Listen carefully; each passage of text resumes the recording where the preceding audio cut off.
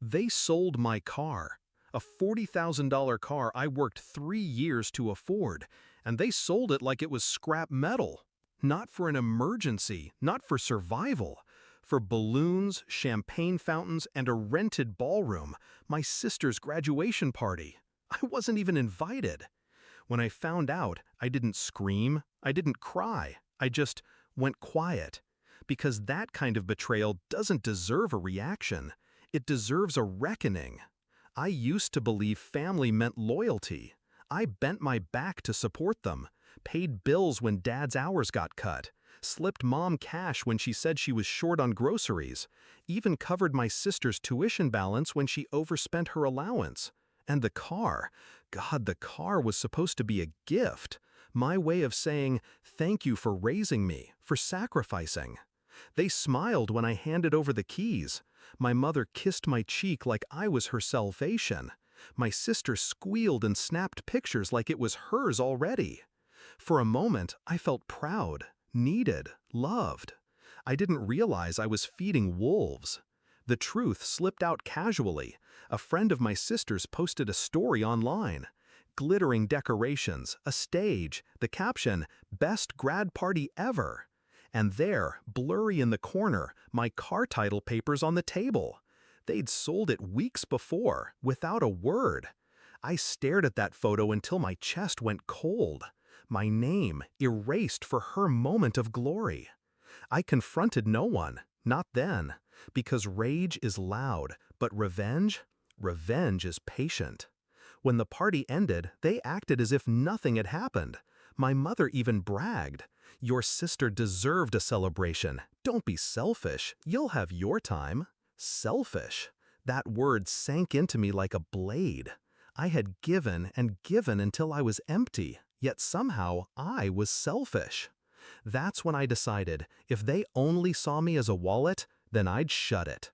But not before teaching them the cost of biting the hand that fed them. Step one was silence. I stopped answering money calls, stopped covering emergencies. Let the bills pile, let the tension grow. They thought I was sulking. They whispered about me being ungrateful. I smiled to myself. Let them talk. Step two was precision. My sister's tuition loan? In my name. My mother's credit card? Co-signed by me. I had the legal right to pull the plug, and I did. Quietly, strategically. One by one, the safety nets vanished. Step three was patience. I waited for the day they'd need me again. I didn't have to wait long. A month later, my mother cornered me in the kitchen. Her tone wasn't a request. It was entitlement wrapped in sugar. "My birthday's coming up. I want a new car. You'll buy it for me, won't you?" My sister laughed behind her, as if I existed only to serve. I met her eyes, steady, calm. "Of course, Mom, you'll get exactly what you deserve." She smiled, satisfied. She didn't hear the weight of my words. The day came. I drove her to the dealership. She was giddy, pointing at SUVs, leather seats, all the luxuries. She didn't notice how the salesman looked at me, already briefed. When the papers came out, I slid them toward her. "Happy birthday, Mom. Sign here." She signed without reading, too blinded by greed to see the fine print.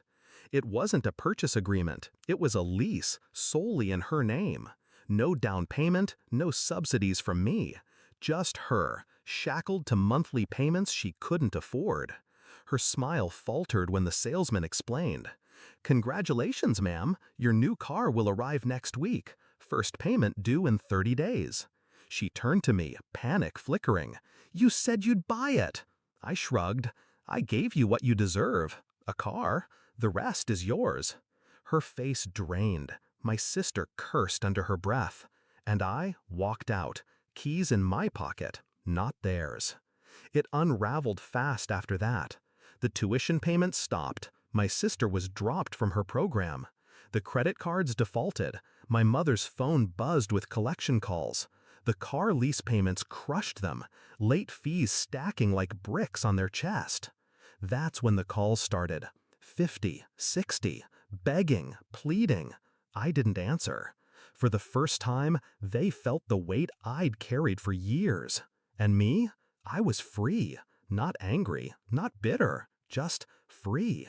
Because betrayal isn't undone with shouting matches or slammed doors. It's undone when the betrayer realizes they destroyed the only person who ever held them up. They wanted me to be their provider, their safety net, their servant. Now they know what life looks like without me. I gave them everything once. Now I've given them nothing, except the one gift they truly earned, the lesson that even family can fall from grace, and that I never fall twice.